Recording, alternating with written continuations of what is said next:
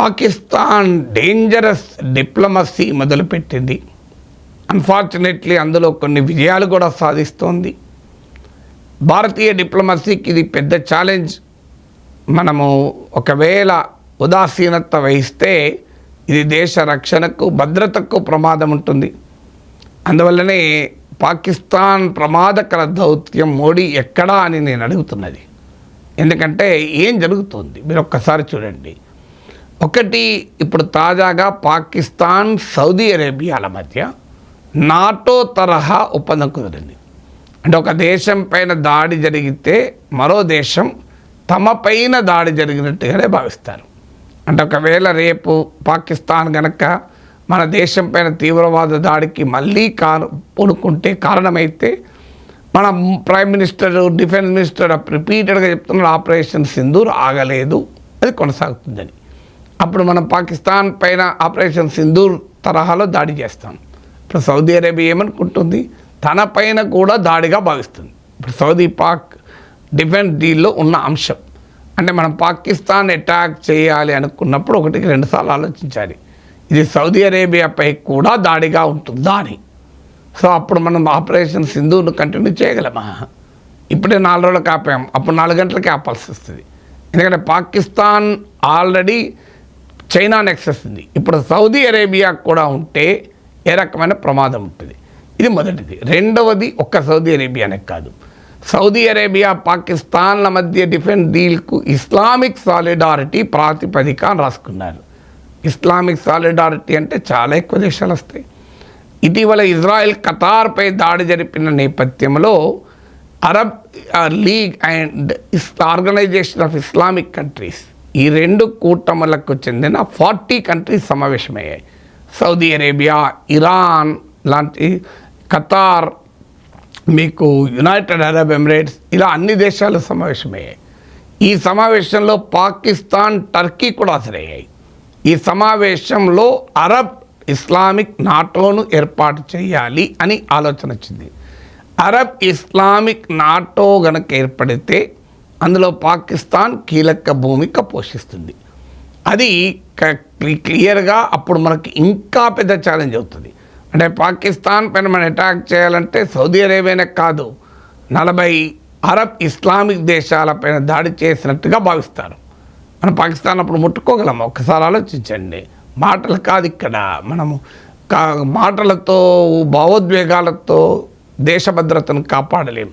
Concrete రియాలిటీని అర్థం చేసుకోవాల్సిన అవసరం ఉంటుంది. అందువల్ల పాకిస్తాన్ను మనం మొన్న ఆపరేషన్ సింధూర్తో బుద్ధి చెప్పగలిగాను. కానీ ఈ అరబ్ ఇస్లామిక్ నాటో ఏర్పడితే అరబ్ ఇస్లామిక్ దేశాలన్నీ కూడా పాకిస్తాన్ పైన జరిగిన దాడిని తమపై దాడిగా భావిస్తాయి.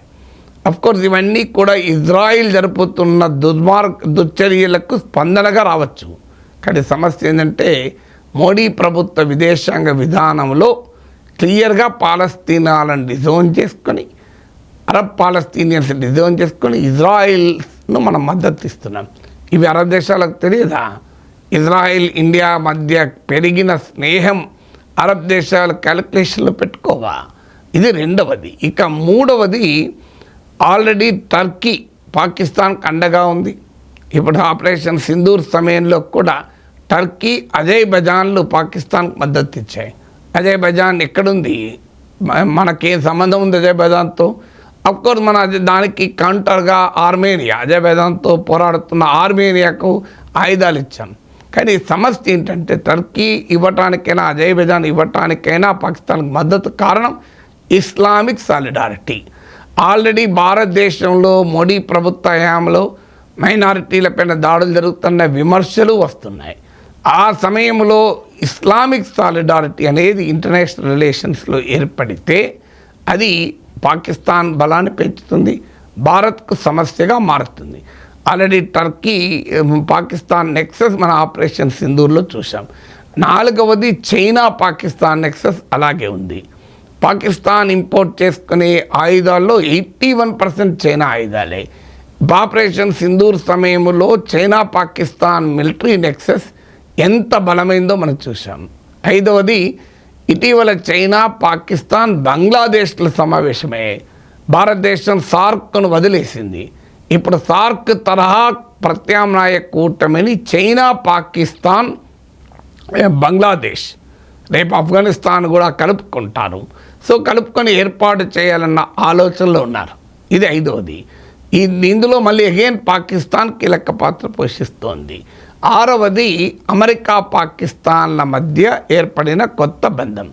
ఐ లవ్ పాకిస్తాన్ అంటూ ట్రంప్ చేస్తున్న మాటలు, అసీం మునీర్కి ఇచ్చిన అపూర్వ గౌరవము, అని పాకిస్తాన్ అమెరికాల మధ్య కుదిరిన mineral deal, oil and gas deal, crypto deal, ఇవన్నీ డిఫెన్స్ డీల్, ఇవన్నీ కూడా అమెరికా పాకిస్తాన్ ఈక్వేషన్లో పాకిస్తాన్ పలుకుబడిని పెంచింది. 7వది చైనాకు వ్యతిరేకంగా, చైనాతో మన ఘర్షణ ఉంది కనుక చైనాకు వ్యతిరేకంగా మన అమెరికా నాయకత్వాన్ని క్వాడ్లో చేరాం. అమెరికా, ఇండియా, జపాన్, ఆస్ట్రేలియా, అలాగే అమెరికా నాయకత్వం I2U2లో చేరాం. India, Israel, United Arab Emirates, USA. కానీ ఇప్పుడు ఏం జరగబోతోంది? ఇజ్రాయెల్కి వ్యతిరేకంగా అరబ్ దేశాలు ఏకమైతే I2U2లో UAE ఉండదు. అప్పుడు మనం అరబ్ దేశాల వ్యతిరేక కూటమిలో ఉన్నట్లవుతుంది. ఆల్రెడీ చైనా వ్యతిరేక కూటమిలో మనం ఉన్నామన్నది చైనా గుర్రుగా ఉంది.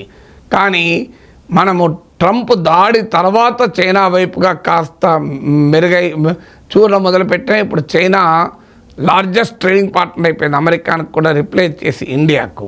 కానీ ఇది పొజిషనల్ స్ట్రెంగ్త్తో మనము చైనా వైపు మొగ్గు చూపడం లేదు, పొజిషనల్ వీక్నెస్తో చూపెడుతున్నాం కనుక దాని రిజల్ట్ కూడా అలాగే ఉంటుంది. మనం చైనా, పాకిస్తాన్ నెక్సెస్ను మనం క్వాడ్లో ఉంటూ యాంటీ చైనా కూటమిలో ఉంటూ బ్రేక్ చేయగలమా? అందువల్ల ఇవాళ పాకిస్తాన్ రచిస్తున్న ఈ డిప్లొమాటిక్ న్యూస్ ఇండియన్ డిప్లొమసీకి ఒక పెద్ద ఛాలెంజ్ ఎదురుస్తోంది.